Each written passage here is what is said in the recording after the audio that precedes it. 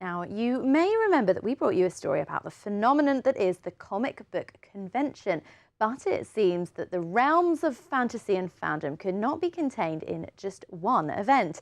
So our reporter Richard Stringer has been sent to the fantasy convention in Eastleigh and even got to meet the man who soared like an eagle.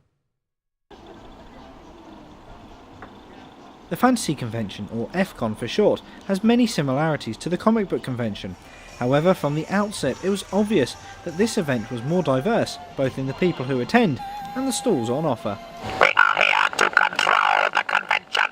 I am Dalek Sec, leader of the cult of Starro. We are the Daleks. We are the superior beings. Exterminate! Exterminate! Exterminate!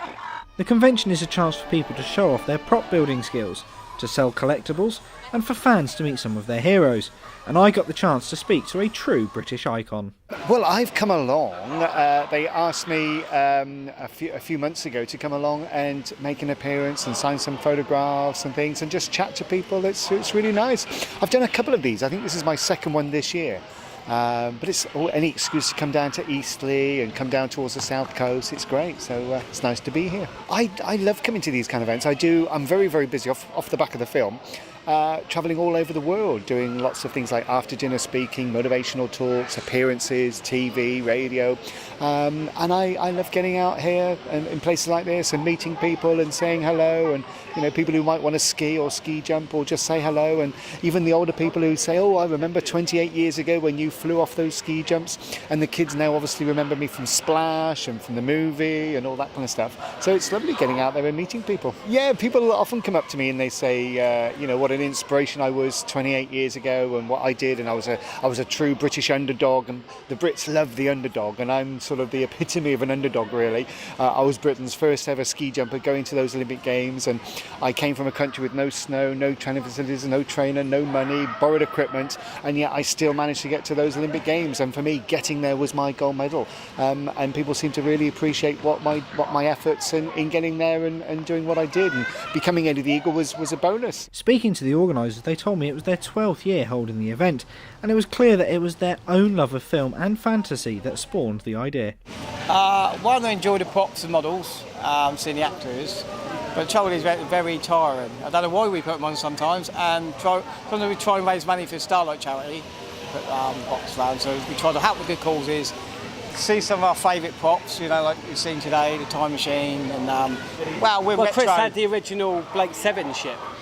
That's where it started from. We literally hired a hall, got some stalls, collectors in, and just promoted that he got the Blake 7 ship. We thought they'd come and see it, and obviously it was a hit. And from that, from one prop to now, everyone's got to know us, and we gradually built on that. It's the props I love, and building them. And talking of building, one of the highlights of this year's events was the Lego room, where local master builders were able to display the depth of their imagination.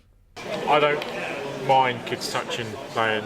I break up my models at the end of every show and build new stuff for every other show. I'm not as evil as Law Business. Yeah, everything is awesome. Yeah, Lego is the most popular toy in the world. Imagination, you can just do whatever you want to do. You can build a cafe from New York, you can build a Viking ship, you can build whatever you want, you can do whatever you want to do. What is it about Lego that's captured your imagination? Well, I'm a sort of engineer by trade, and I quite like sort of engineering those little things inside the models that I sort of didn't have the skills to do as a child. So. And it's proof that Lego isn't just for kids? Oh, definitely not. I mean, with the a lot of this stuff now uses some quite technical pieces hidden inside, for engineering structures and things like that. There's actually a robotic controller driving these trains and keeping them apart to stop them colliding. Well, the event was proof enough that you don't need to be a starship pilot or a Time Lord to have a little fun. This is